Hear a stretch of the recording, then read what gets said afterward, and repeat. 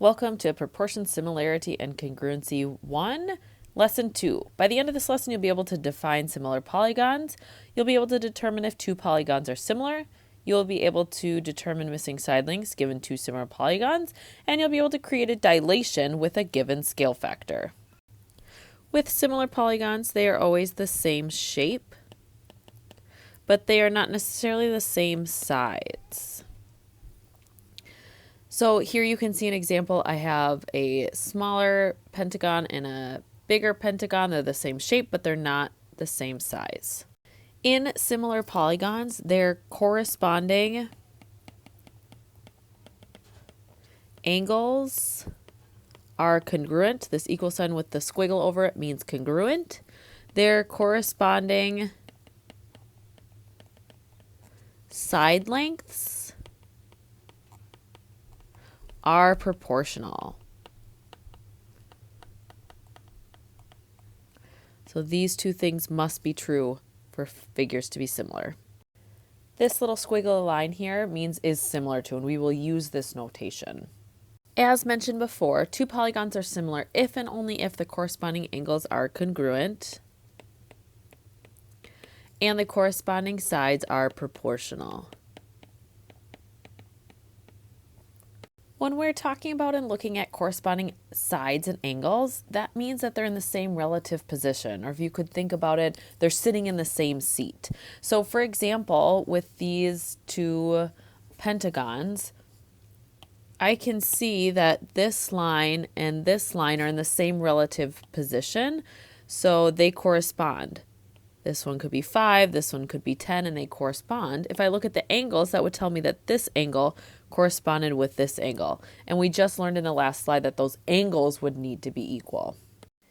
Let's take some time to practice naming corresponding parts. I like to use the highlighter to help me visualize and see. I want to just point out a couple of things. Notice on angle V, there are these two arcs, and on angle N, there are two arcs. On angle M, there is one arc. On angle U, there is one arc. M and U correspond, N and V correspond, which also then means W and P correspond. Okay, that's going to help us as we go to set up or highlight what corresponds. I can also look at the side lengths. Let's say I'm going to start with NP. I can see that that's the shortest side, and on this triangle, the shortest side would be VW. Then I can go ahead and look at maybe PM. That's the medium size. I can see that that would be WU on the bigger triangle. And finally, MN would correspond with UV. So when we go to name all of these pieces, we have 3 sets or 6 angles that correspond. And then we are going to have 3 sets or 6 line segments that correspond. So if we're looking at our angles, let's start with the angle N. It corresponds with V. So we can say N and angle V. Then we can look at angle P. P and W correspond. A couple things that I'm looking at for this, I'm looking at their angle indicators, but I'm also seeing that like for W, it matches with the red and the blue. It's between the red and the blue. P is between the red and the blue. And then finally, looking at M, M corresponds with U. When I go next, I need to use my highlighter to line up those line segments. So I'm going to start with the red. NP corresponds with VW. And notice that the order matters. Order is very important here. Then I'm going to look at the blue line. So P matches up with W, PM. That would be WU. Finally, our green line, we have M that corresponds with U, and then MN corresponds with UV. In this next example, the question is, are these polygons similar? Remember, corresponding angles measures must be congruent and corresponding side lengths must be proportional. So what we're going to consider is this to this ratio, so 24 to 36, equal to this to this, so 18 to 27. We want to know if that's equal. I can choose to either simplify the fractions or check the cross products. I'm going to choose to check the cross products. So I have 24 times 27, which is 648. I have 36 times 18, which is 648. So yes, these are similar triangles. Name the corresponding parts. So here again, we need those 6 angles and those 6 side lengths that show the correspondence. And in this, there are tick marks to help you kind of see which side lengths correspond. So here I can see that PQ corresponds with NO.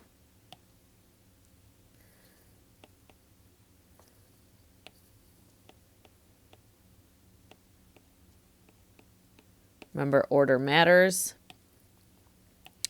Then I can see that PR corresponds with NM.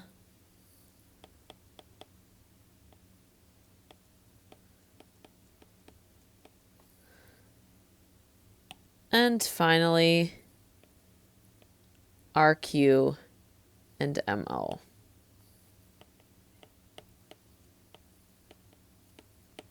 We can use this now also to help us line up the corresponding angle measures.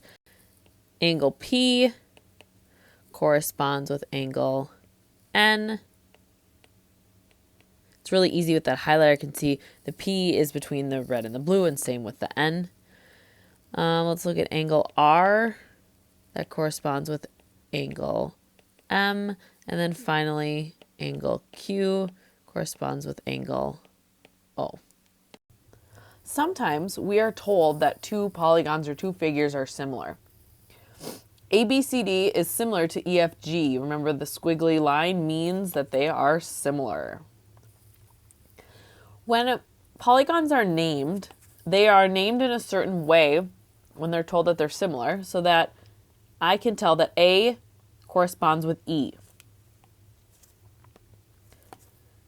B corresponds with F. C corresponds with G. And D corresponds with H. That can help when they are maybe not positioned in a way that's easy to see what corresponds. In addition, it can help then me find the missing measurements. So for example, I need to find W. I know that side length EZ and AB correspond. So I can say W is to 10 as, and now I'm going to use 2 other side lengths that correspond, ones that I know the side length. So I have to use EH and AD. EH is 6.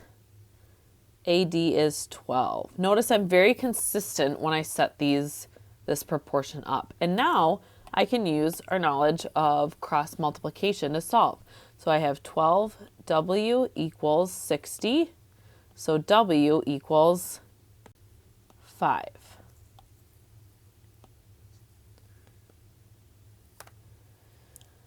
Now I can see I also need to find X. And I'm going to, I know that BC corresponds with FG, so I can say X over 10 is equal to, and I can use any of the other corresponding side lengths, ones that I know both numbers. So maybe I'm going to again use AD and EH.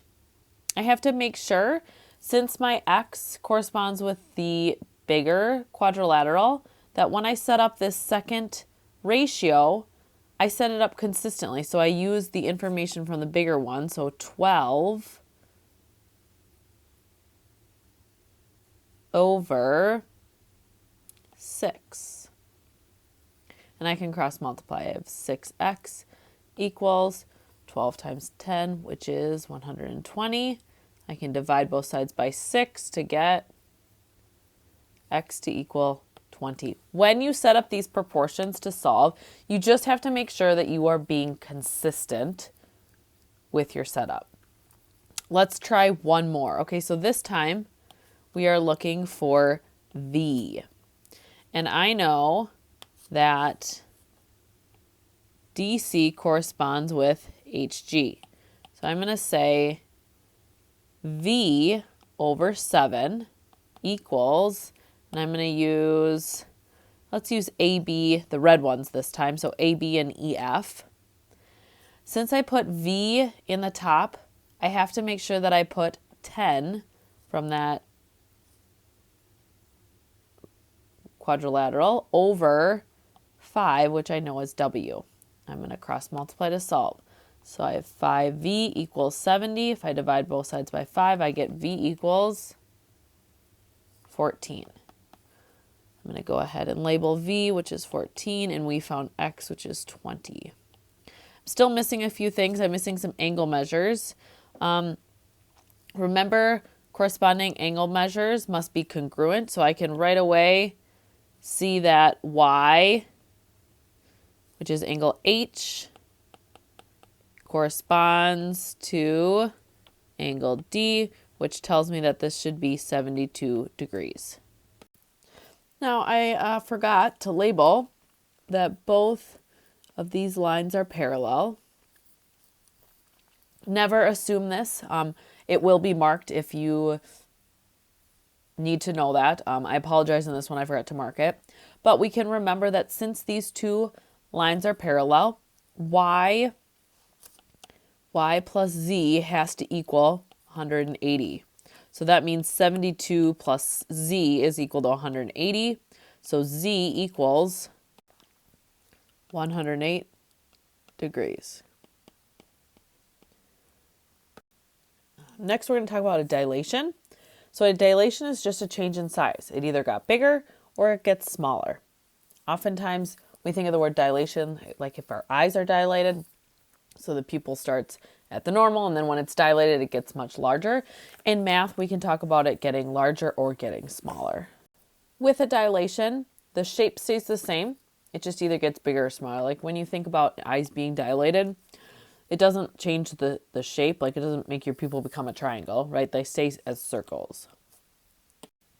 A reduction, when something goes from something larger and gets smaller, the scale factor is always between 0 and 1. So with these reductions, you take the original shape and you would end up multiplying it by whatever that scale factor was. To make it smaller, the scale factor is between 0 and 1. And an enlargement is going the other direction. So let's say we have something small and we enlarge it. You are going to multiply it by a scale factor greater than 1. Greater than 1. If one polygon is the image of the other polygon under a dilation, then the two polygons are similar. So if it gets larger or smaller using a scale factor, this is called dilation, and they are similar polygons.